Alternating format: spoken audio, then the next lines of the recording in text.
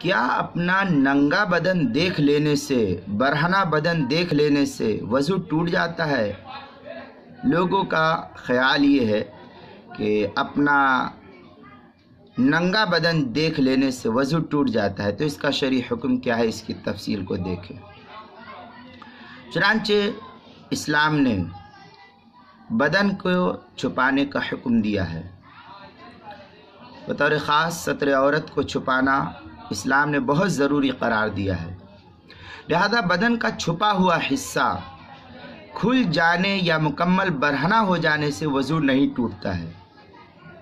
مثلا ناف سے لے کر کے گھٹنے تک کا حصہ اگر کھل جائے تو اس سے وضو نہیں ٹوٹتا، لیکن عوام الناس کہتی ہے کہ وضو ٹوٹ جاتا ہے۔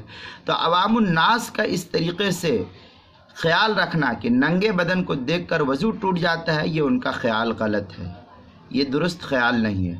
اس مسئلے کی تفصیل مولانا یوسف لدھیانوی رحمۃ اللہ علیہ نے بھی آپ کے مسائل اور ان کا حل دوسری جلد صفحہ 31 پر اس کو نقل کیا ہے، وہاں دیکھ سکتے ہیں۔